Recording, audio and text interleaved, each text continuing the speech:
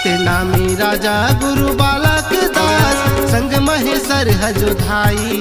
सतनामी राजा गुरु बालक दास संग महेश्वर हजोधाई। हाथी में बैठ के चले गुरु मो गाँव गाँव मरौटी चलाई। हाथी में बैठ के चले गुरु मो गाँव गाँव मरौटी चलाई। सतनामी राजा गुरु बालक दास संग महेश्वर हजोधाई। सतनामी राजा गुरु बालक दास संग महेश्वर हजोधाई। हाथी में बैठ के चले गुरु मो गाँव गाँव मरौटी चलाई। हाथी में बैठ के चले गुरु मो गाँव गाँव मरौटी चलाई।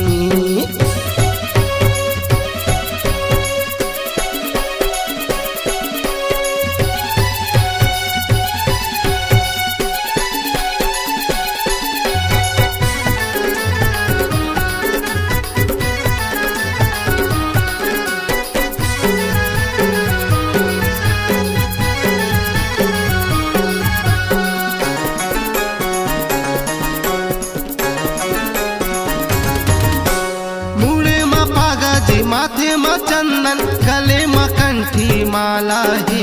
हाथी धरे गुरु नंगी तलवार जैसे चमकते सितारा है।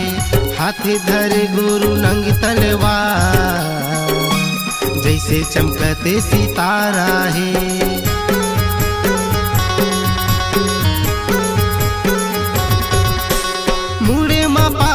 माथे में चंदन गले में कंठी माला है। हाथ धरे गुरु नंगी तलवार जैसे चमकते सितारा है। हाथ धरे गुरु नंगी तलवार जैसे चमकते सितारा है। चंदा चंदैनी तोर डहरी माँ, चंदा चंदैनी तोर डहरी माँ, सूरज करत उजियारी। हाथी में बैठ के चले गुरु मो गाँव गाँव मरौटी चलाई।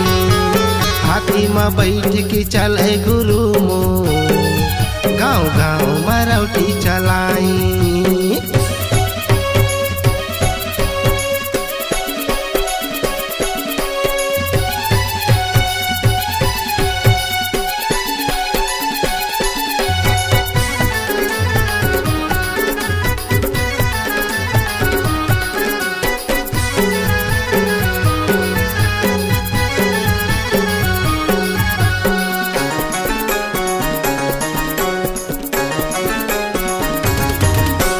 समाज बर गुरु लड़े लड़ाई और बांधा निशानी है।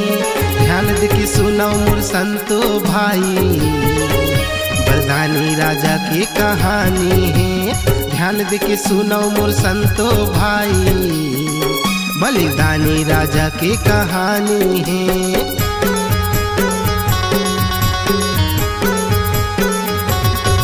हाँ समाज बर गुरु लड़े लड़ाई और बांधा निशानी है। ध्यान दे के सुनो मोर संतो भाई, बलिदानी राजा की कहानी है। ध्यान दे के सुनो मोर संतो भाई, बलिदानी राजा की कहानी है। समाज मायक तालाए बर, समाज मायक तालाए बर, चले पड़े बलिदानी। हाथी में बैठ के चले गुरु मो गाँव गाँव मरौटी चलाई। हाथी में बैठ के चले गुरु मो गाँव गाँव मरौटी चलाई।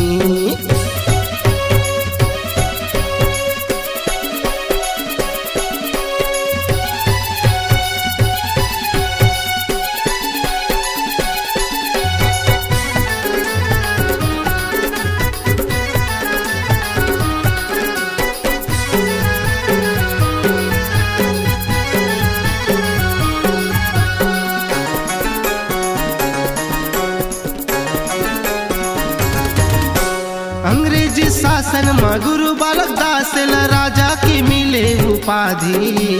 और औरंगजेब घलो थर थर कापे, ऐसन रही से बलिदानी औरंगजेब घलो थर थर कापे ऐसन रही से बलिदानी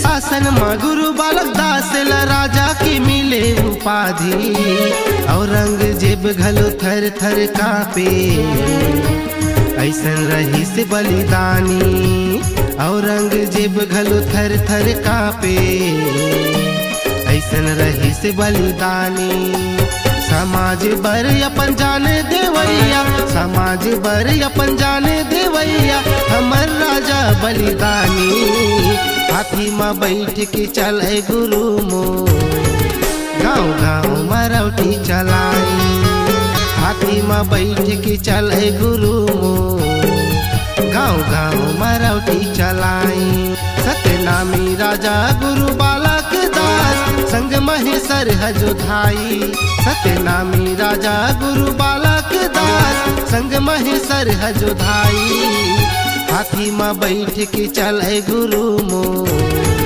गाँव गाँव मरौटी चलाई हाथी में बैठ के चले गुरु मो गाँव गाँव मरौटी चलाई हाथी में बैठ के चले गुरु मो गाँव गाँव मरौटी चलाई हाथी में बैठ के चले गुरु मो गाँव गाँव मरौटी चलाई।